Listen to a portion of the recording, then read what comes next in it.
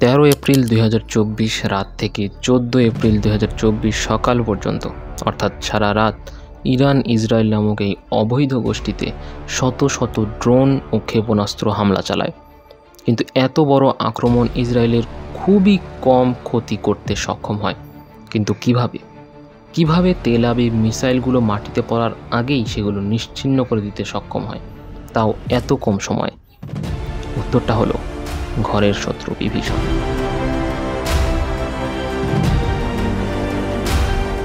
গত 1 এপ্রিল দামেস্কে ইরানের দূতাবাস ভবনে বোমা হামলার প্রতিশোধে ইসরায়েলের উপর হামলা চালায় ইরান। কিন্তু 13 এপ্রিল হামলা করার আগেই বাকি মুসলিম বিশ্বের দেশগুলোর সাথে বৈঠক করে ইরান, যাতে ইসরায়েল যদি ফিরতি হামলা করে তাহলে যেন বাকি দেশগুলো তাদের এয়ার ডিফেন্স স্ট্যান্ড বাই রাখতে পারে। কিন্তু যেমনটা আপনাদের বলেছিলাম যে ঘরের শত্রু বিভীষণ, সৌদি এবং আরব আমিরাত আক্রমণের খবর ইসরায়েল সহ পশ্চিমাদের কাছে জানিয়ে দেয়। But I've seen that you called the Ayatollah Khamenei the new Hitler of the Middle East. Absolutely.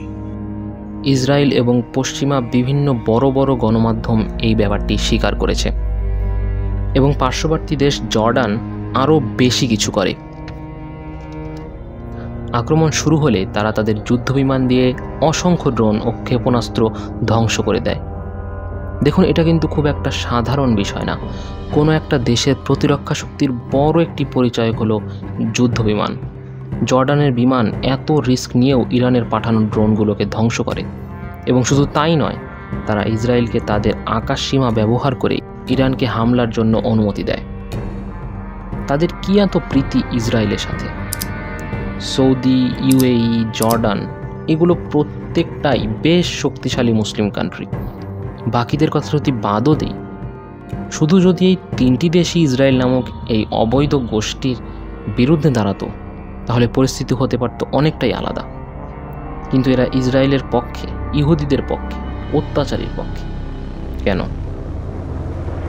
যদিও ইরানের এই হামলা ইসরায়েলের তেমন কিছুই করতে পারেনি, কিন্তু ইসরায়েলের আইডিএফ ঘোষণা দিয়েছে যে এই হামলার জবাব তারা দেবে। হয়তো তাদের পরিকল্পনা ছিল রাইজিকে হত্যা করা, কিন্তু তা যদি না হয় তার মানে তারা ইরানে আবারও হামলা চালাবে। কিন্তু ইরান কি সেই খবর আগে পাবে? Who knows?